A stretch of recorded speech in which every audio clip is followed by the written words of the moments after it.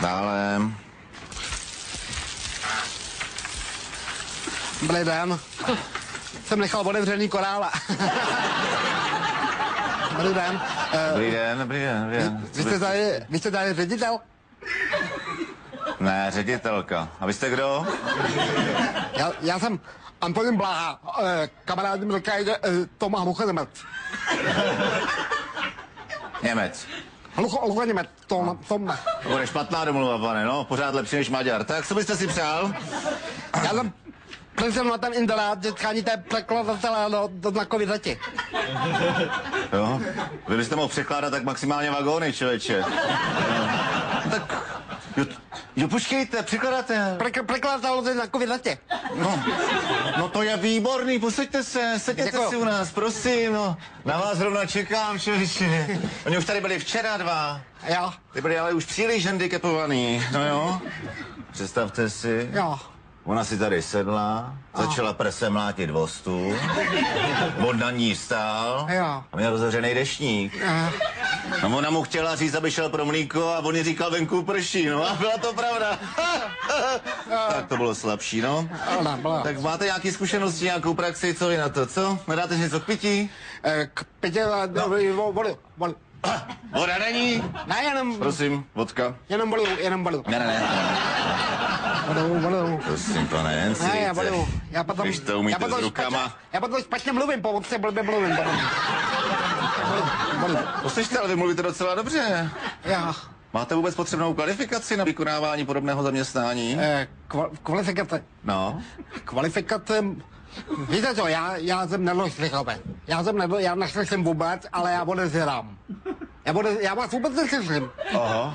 Ale odezírám. A kvalifikace nemám, ale když se přijmete do firmy, tak dostanete do odsocanu dostanete dotace. Jo, takhle. No to máte štěstí, že jste přišel dneska. Jo, jak to? Protože já končím a jdu na dovolenou.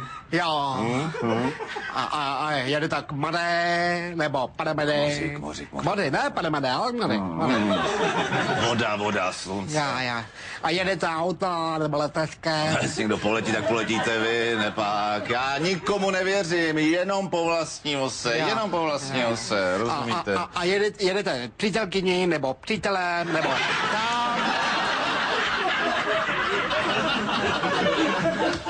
Já... S manželkou. Manželkou. Poslyšte, ta vaše znaková řeč je tady velmi svérázná, co? Víte co, pane ředitele, když se přijmete, tak nejenže dostanete od cestanu dotasa, Ano. ale za mě nebudete se platit ty, takový ty... Dotace, co to děláte, chlape, sakra? Vy to tady budu mít celý od vody. Jo, od vody nebudete platit, od vody. Já to tady budu celý let na tu firmu. Člověče, já jsem začal od píky. To je bájekné. Poslyšte, nedělejte ze mě kuráka. Bájekné, vy. No, už jste někde pracoval? Já jsem se ucházel o práce, překladatel do znakové letě, ale kouže jsem to v Lidovém domě. Jo. A v Lidovém domě mě nepochopili. To koukám. No. Vy byste tam docela zapadl, jste takovej Ne, lidovej. oni mě vyhodila, úplně mě vyhodila. Jo, jak se to přihodilo? No nepochopili mě, já jsem tam přišel a říkám, potřebuji mluvit buď se sekretářkou, a nebo s nějakým kokotem ze strany. Že jste tam lezl, člověče. No taky se nevím, že jsem tam lezl. No nic, no tak od vody už jsme probrali. Já musím s váma opatrně, nebo skončím jako moje pobočka v Karlíně, tady. Tamhle taky celá pod vodou, no. Tak já myslím, že to spolu zkusíme, co vy na to? To bylo postahodné, to mě vklinulo ty práce. Víte co? Jste takový trošku hr, ale... Přijďte zítra ráno v 6, co vy na to? On vás ten humor přejde. Já mám moc krát, jako panu ředitele. Prosím. Moc krát vám děkuju. Akorát nevím, jestli to z těch 6 týmů, protože já neumím odezírat budík.